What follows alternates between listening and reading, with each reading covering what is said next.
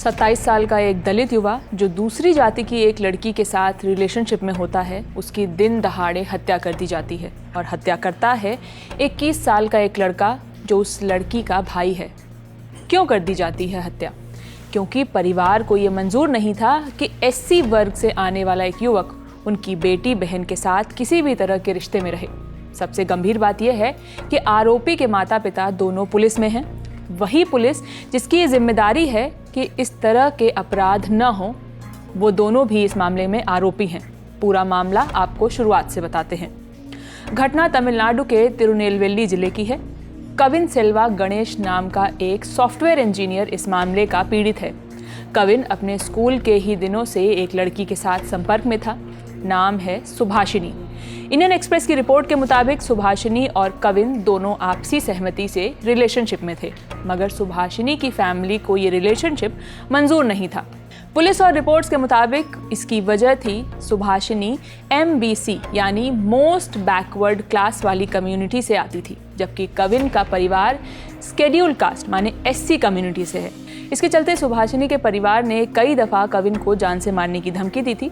Reports के मुताबिक कविन मूल रूप से थुथुकुडी जिले के अरुमंगलम का रहने वाला था और चेन्नई में TCS कंपनी में बतौर इंजीनियर काम करता था, जबकि सुभाषिनी तिरुनेलवेली के KTC नगर के एक प्राइवेट हॉस्पिटल में काम करती थी। 27 जुलाई को जब कविन अपने दादा की हेल्थ इशू को लेकर सुभाषिनी से मिलने KTC नगर के उसी अस्पताल गया, उसी दौरान सुभाषिनी का भाई सुरजीत भी वहां पहुंचा और कविन से कहा कि उसके माता पिता उससे बात करना चाहते हैं। इसी भरोसे में सुरजीत कविन को बाइक पर बैठाकर निकल जाता है।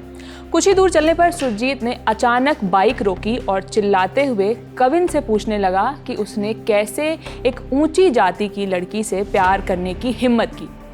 इसके बाद वो अपनी पीठ में छिपाई हुई दराती, जो एक तरह का हंसिया जो खेती में इस्तेमाल होता है, उसको निकालता है और कविन पर ताबड़तोड़ हमला कर देता है।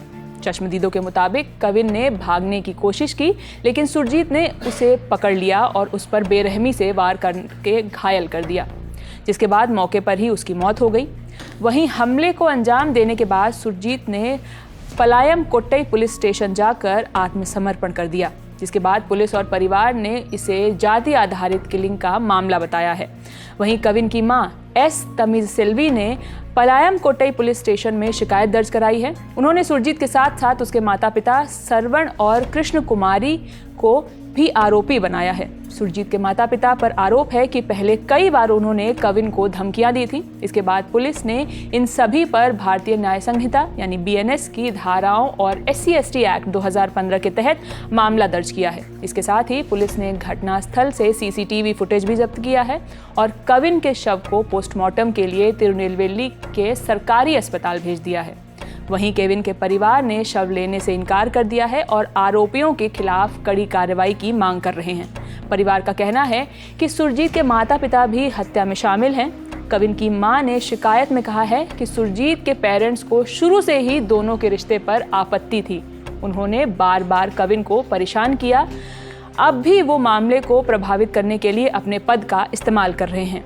फिलहाल इस खबर में इतना ही। इस खबर के लिए तमाम जानकारी जुटाई है हमारे साथी नावेद और शुभम ने। मैं हूं शिवानी। बाकी खबरों के लिए देखते रहिए ललन टॉप। बहुत बहुत शुक्रिया।